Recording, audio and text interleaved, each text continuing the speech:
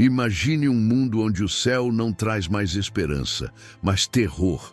Onde o firmamento, outrora símbolo de bênção e chuva, agora ruge como um juiz irado. Bem-vindo ao canal A Bíblia em Capítulos.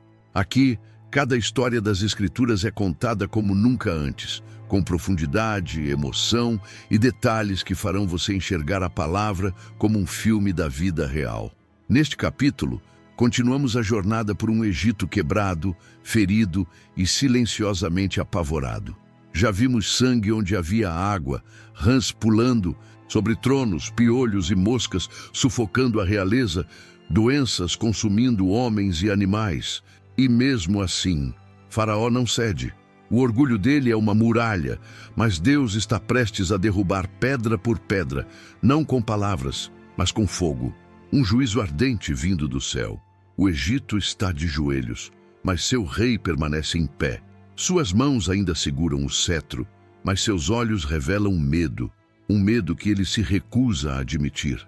A elite egípcia tenta manter a aparência de controle, mas os campos estão vazios. Os animais mortos, as crianças doentes, os deuses em silêncio. Onde está Horus? Onde está Ra? Por que Ísis não responde? O povo começa a murmurar nas ruas. Os magos, outrora arrogantes, agora abaixam os olhos diante de Moisés. Mas o líder hebreu não se exalta. Ele não grita, não exige. Ele apenas obedece. E é justamente essa obediência silenciosa que ecoa mais alto do que qualquer trovão. Então Deus fala mais uma vez com Moisés. E o tom é diferente. Já não se trata apenas de pragas naturais, como rãs e moscas. Agora, os céus serão armas. Deus diz: levanta-te pela manhã, apresenta-te diante de Faraó e diz: assim diz o Senhor, Deus dos Hebreus, deixa ir o meu povo. Mas Deus também declara que desta vez o golpe será como nunca houve no Egito, desde o seu princípio até agora. Moisés vai com o rosto firme e o coração ardendo. Ele encara o homem mais poderoso do mundo, não como um escravo que implora, mas como um profeta que avisa. Amanhã, por este tempo, farei chover uma forte chuva de pedras, como nunca houve no Egito. E então ele sai. Silêncio. Ninguém se move.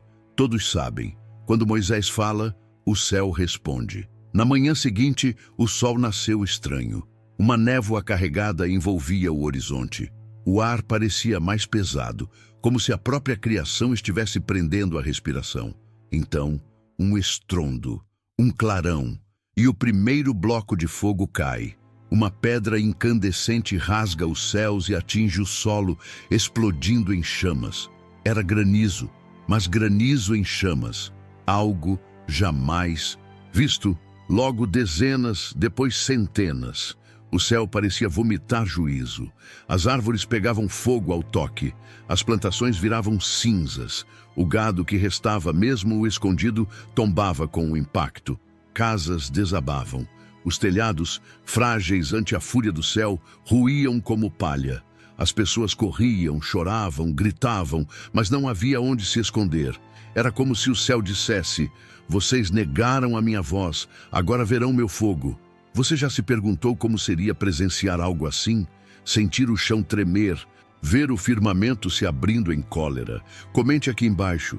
Como você reagiria se testemunhasse o próprio céu julgando a terra?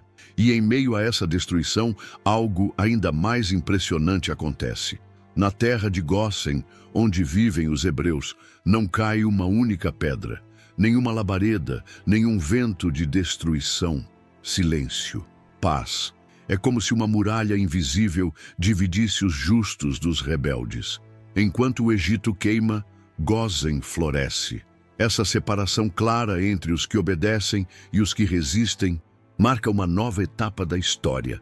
Deus não está apenas punindo, Ele está revelando. Revelando quem é seu povo, revelando quem o escuta, revelando onde está a aliança. Isso te faz pensar: se esse juízo caísse hoje, onde você estaria? Em qual lado da muralha você estaria? Do lado que corre ou do lado que confia? O impacto foi tamanho que, pela primeira vez, Faraó treme de verdade. Ele chama Moisés às pressas. Seus olhos estão cansados, suas vestes queimadas. E ele diz: desta vez eu pequei. O Senhor é justo, e eu e meu povo somos ímpios. É uma confissão poderosa, mas não verdadeira. É medo, não arrependimento. Faraó implora que Moisés ore para que o fogo cesse. Moisés, obediente, ora, e o céu se aquieta. As chamas desaparecem, a fumaça se desfaz. Mas tão logo o alívio chega, o coração do faraó endurece outra vez. É como se o medo fosse um gelo passageiro sobre as brasas do orgulho. Assim que o calor da praga passa, o fogo do ego reacende. O povo observa isso com um misto de tristeza e terror. Quantas vezes o juízo precisa vir antes que o arrependimento seja verdadeiro? Será que nós também agimos assim? Quantas vezes prometemos mudar, mas só até o problema passar? A praga cessou, mas o cheiro de fumaça ainda paira no ar. O Egito tenta se reerguer, mas pisa sobre cinzas. A terra que antes era chamada de fértil, agora está coberta de ruína. O contraste entre a desolação egípcia e a paz de Gósen se torna insuportável para muitos. Um povo inteiro observa em silêncio como a terra dos hebreus permanece verde, intocada, viva. Essa separação não é apenas geográfica, é espiritual. Deus está desenhando uma linha invisível, deixando claro: meus juízos não são aleatórios. Eu conheço os meus e eles serão preservados. Essa mensagem começa a penetrar até nos corações de alguns egípcios. Eles não entendem o Deus de Moisés, mas sabem que ele fala, e fala alto. Em meio ao caos, Moisés se torna mais do que um profeta.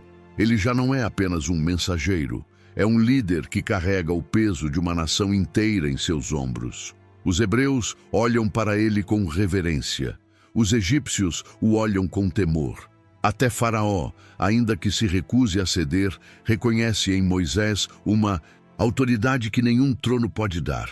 E Moisés não caminha sozinho. Arão continua ao seu lado como voz e âncora. Enquanto Moisés sobe aos céus em oração, Arão ancora os pés na terra, sustentando o povo com sua presença firme. Essa dupla se torna símbolo de equilíbrio entre fé e ação, entre o invisível e o concreto. Você já pensou em quem tem sido seu Arão? Quem está ao seu lado quando o peso da missão se torna insuportável? Mas há uma terceira figura que começa a se destacar entre os hebreus. Uma mulher. Miriam, irmã mais velha de Moisés e Arão. Desde o nascimento do profeta, ela já demonstrava coragem e sensibilidade espiritual. Agora, começa a emergir como uma voz entre as mulheres.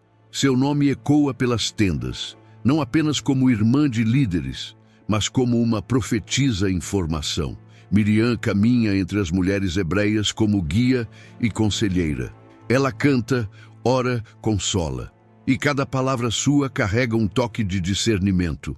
Ainda não é o tempo de sua plena atuação, mas Deus já começa a dar sinais, porque no deserto que se aproxima, Miriam não será apenas figura de apoio, será voz profética, liderança feminina, ponte de fé para uma geração inteira. O povo começa a sentir algo novo no ar. Não é apenas destruição, é transição. Algo está mudando. Cada praga não apenas quebra os deuses do Egito, mas também molda os hebreus. Eles estão deixando de ser escravos no corpo e no espírito. A cada juízo, uma libertação interna acontece.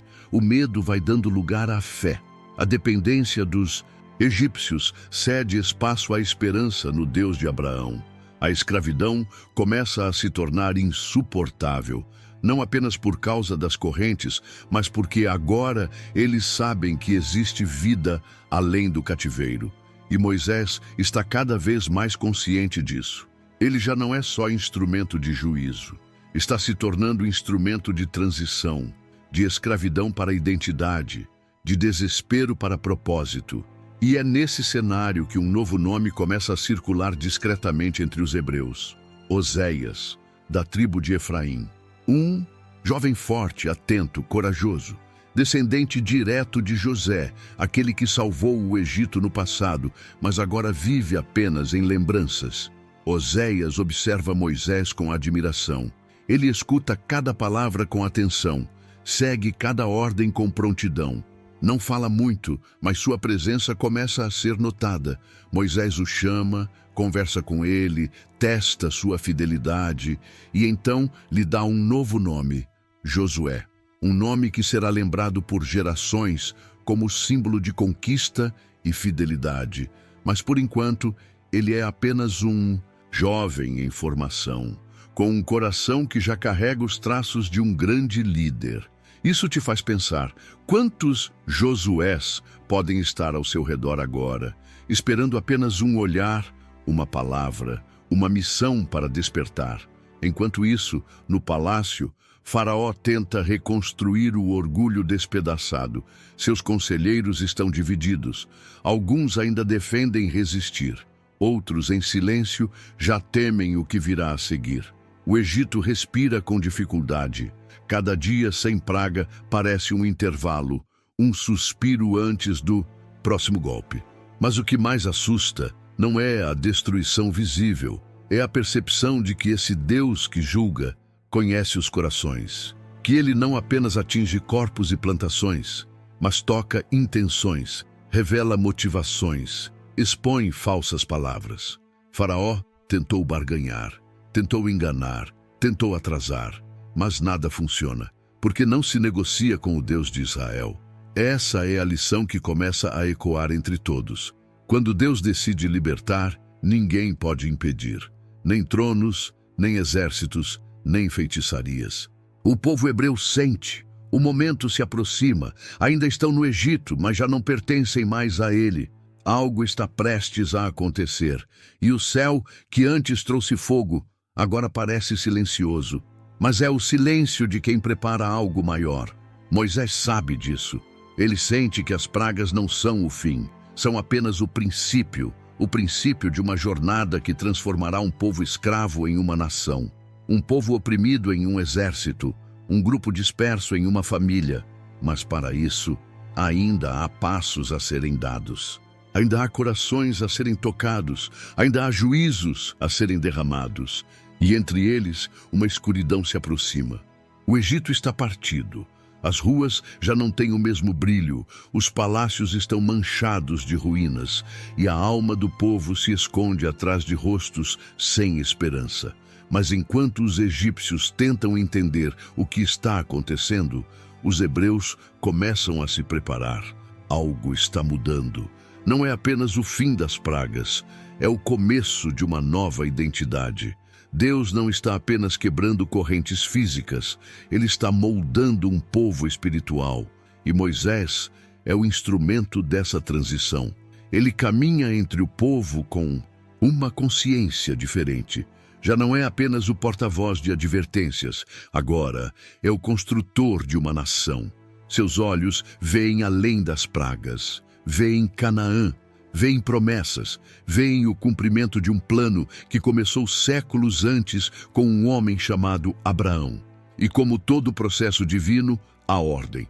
Deus começa a revelar que a saída do Egito não será um êxodo desorganizado, mas um ato de redenção com estrutura, propósito e direção. Moisés, atento, ouve e obedece. Ele começa a organizar o povo, tribo por tribo, família por família. Arão e os anciãos o auxiliam nessa missão. As tendas são realinhadas, as histórias da aliança são relembradas, a esperança é reacendida. Miriam passa entre as mulheres, encorajando-as dizendo: "O tempo chegou." E Josué, ainda jovem, já é observado liderando pequenos grupos com zelo e disciplina. É como se cada praga tivesse arrancado um pedaço do Egito de dentro dos hebreus. E agora, com corações mais livres, eles podem enxergar a terra prometida no horizonte da fé. Deus então declara: "Farei distinção entre o meu povo e o teu povo." Essa frase reverbera como um trovão silencioso. Uma linha foi traçada. A partir daqui, os hebreus já não são mais definidos por sua escravidão, mas por sua aliança com o Altíssimo. Essa separação não é apenas geográfica, é espiritual. Deus não apenas os está tirando do Egito, está tirando o Egito deles. E essa distinção começa a incomodar profundamente os egípcios. Eles sentem que perderam o domínio não apenas sobre os corpos dos hebreus, mas também sobre sua dignidade. Os olhos dos escravos agora brilham, eles caminham com mais firmeza, suas orações são mais ousadas, suas esperanças são mais vivas. Eles acreditam, e essa fé em si já é uma afronta ao império. Mas Faraó ainda resiste. Ele viu o céu se incendiar, sentiu as pedras em brasa atingirem seu palácio, escutou a súplica de seu povo e viu a fidelidade dos hebreus. Mas algo em seu coração permanece selado. Não é apenas orgulho político, é rebelião espiritual. Ele se recusa a se curvar diante de um Deus que não vê, mas que todos temem. Para Faraó, cada praga é uma perda de controle. E para alguém que se julgava divino, ser confrontado por um Deus verdadeiro é insuportável. Mesmo reconhecendo que o Senhor é justo, ele não consegue se render. E esse endurecimento, embora trágico, cumpre um propósito maior. Deus está escrevendo uma história onde até a teimosia de um rei servirá para que seu nome seja exaltado entre as nações. Isso te faz refletir. Quantas vezes nosso próprio orgulho atrasa a libertação que Deus quer nos dar? No meio desse conflito espiritual, Deus começa a anunciar que o tempo da separação se aproxima. O povo hebreu, agora mais unido do que nunca, começa a perceber que não se trata apenas de sair do Egito, mas de entrar em um novo destino. Eles não sabem todos os detalhes, mas confiam. Confiam porque viram a justiça divina, porque sentiram o poder que veio do céu, porque foram poupados enquanto o mundo ao redor ardia em chamas. Essa fé coletiva começa a moldar o caráter da nação. Não são mais apenas filhos de escravos, são filhos da promessa. E Moisés, Arão, Miriam e Josué estão ali como colunas que sustentam essa transformação. O Egito tenta esconder as cinzas, reconstruir, reorganizar, fingir que tudo pode voltar ao normal. Mas há algo no ar que denuncia: nada será como antes. Porque quando Deus intervém, Ele não apenas modifica circunstâncias, Ele transforma estruturas. A sociedade egípcia está desmoronando internamente. Seus sacerdotes já não têm respostas. Seus líderes discutem sem direção. O povo, dividido entre a revolta e o arrependimento, começa a olhar para os hebreus com um misto de inveja e admiração. É paradoxal. Os escravos agora caminham com mais autoridade espiritual do que os senhores. O Deus de Israel está mudando tudo, e a maior mudança ainda está por vir, porque a noite mais escura ainda não chegou. A sensação é essa: estamos na calmaria antes da próxima tempestade. Não mais uma tempestade de fogo, mas de sombras. A luz do julgamento começou com águas vermelhas, passou por pragas rastejantes, doenças e destruição vinda do céu. Agora, algo diferente se aproxima. Não virá pelo chão, nem pelo céu. Virá do invisível, da ausência, das trevas, e será nesse vácuo de luz que Deus mostrará mais uma vez quem Ele é. Você está preparado para o que vem a seguir? Está pronto para a noite mais longa, onde nem mesmo o fogo será consolo? O fogo do céu cessou, mas a fumaça da rebelião ainda sobe das chamas do orgulho. Faraó, mesmo cercado por ruínas, mantém seu coração trancado.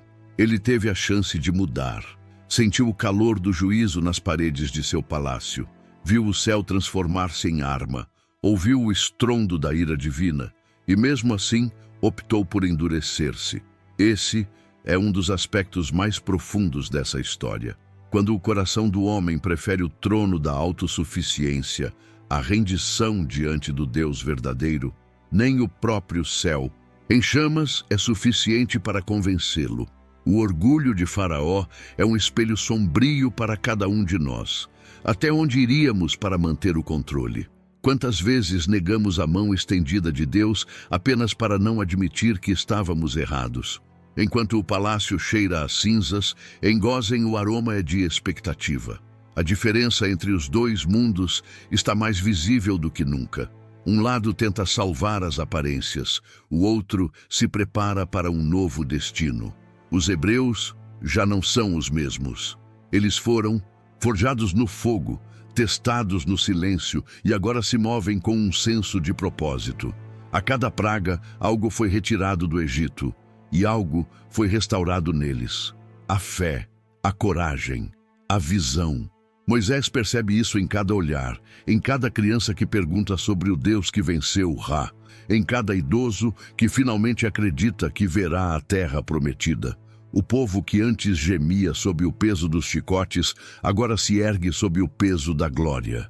Porque a liberdade, ainda que não tenha chegado fisicamente, já nasceu espiritualmente. É nesse clima que Deus começa a anunciar: chegou a hora da separação definitiva.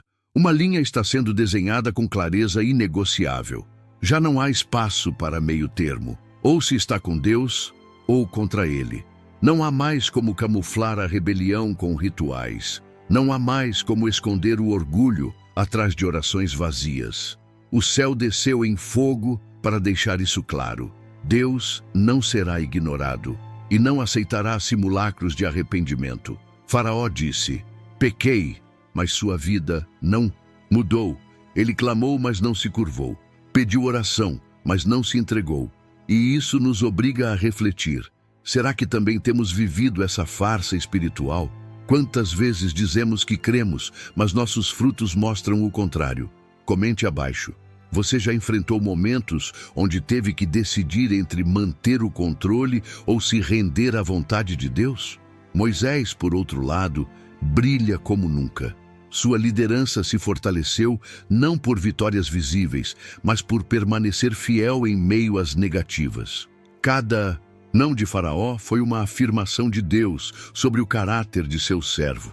Arão segue como voz firme e agora Miriam se firma como voz espiritual feminina. Josué, ainda discreto, absorve tudo como discípulo silencioso. E o povo? O povo se transforma. O deserto ainda está por vir. As provações também, mas agora eles sabem que há um Deus que não apenas ouve, mas responde. Um Deus que não se cala diante da opressão. Um Deus que conhece o nome de cada escravo e transforma sua história em capítulo sagrado. E então o capítulo se encerra com um alerta. O fogo caiu, mas a maior praga ainda não veio. Deus deu sinais visíveis, deu espaço para o arrependimento, deu tempo, mas a rebelião persiste, e com ela o juízo também. Agora não será mais pelo céu, nem pela terra, mas por algo mais profundo, algo que assombra o coração humano desde os primórdios: a escuridão, a ausência de luz, o silêncio opressor da noite. A próxima praga mergulhará o Egito em trevas, não apenas físicas, mas existenciais.